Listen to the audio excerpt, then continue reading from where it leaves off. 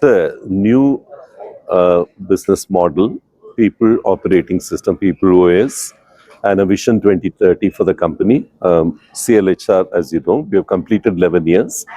The final annual report for the 11th year we've released today. We have grown by 32%. Revenue has grown to 1,985 crores. Within 2 years, we have grown to near 2,000 from 1,000 crore. We've also increased our profitability. Our operating profits have gone up to around 47 crores, and our profit after tax has grown to around 17 crores, roughly. And we've also become the 4th largest in India after Quess Corp, TeamLease, and First Meridian. We have reached a position of significance in India with about 83 offices, in about 41 locations. And we are the only company which has got the business partner ecosystem right. So these are the reasons why we have grown.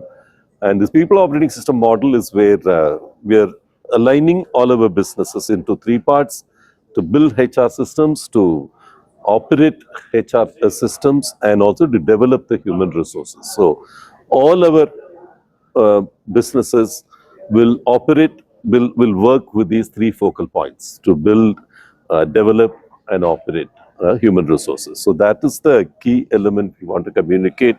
And the Vision 2030 talks about our growing to a 6,000 crores with a 3% profit after tax. So that is a very, very important element of our movement forward. So for a Tamil Nadu company to bring to Tamil Nadu and Karnataka, our base is in these 2 locations. We have become the fastest growing in this industry, and we have proved that over an 11-year period. அதுதான் மெயினாக இன்னைக்கு சொல்ல விரும்புகிறது. So சிஎல்ஹெச்ஆர், சிஎல்னா வானம் அப்படின்னு அர்த்தம் ஃப்ரெஞ்சில். So like சிஎல்ஹெச்ஆர் மனிதவள மேம்பாட்டுத் துறையில் மிக முக்கியமான முத்திரையை பதிச்ச ஒரு நிறுவனமாக உருவாயிருக்கு. இது எங்களுடைய 2வது அவதாரம். முதல்ல மாஃபா உங்களுக்கு தெரியும். மாஃபானா நம்பிக்கை. மாஃபா நிறுவனம் துவங்கி ஒரு 18 ஆண்டுகளில் இந்த நிறுவனம் 1000 கோடியை ரீச் பண்ணியிருந்தது. அதுக்கப்புறம் மீண்டும் அதே துறையில் சிஎல்ஹெச்ஆர் உருவாக்கப்பட்டது. அது உருவாகி இன்னைக்கு 11 ஆண்டுகள் முடிஞ்சிருக்கு. நாங்கள் மாஃபால 18 ஆண்டுகளில் சாதித்த அந்த 1000 கோடியை இங்கே 9 ஆண்டுகளில் சாதித்தோம்.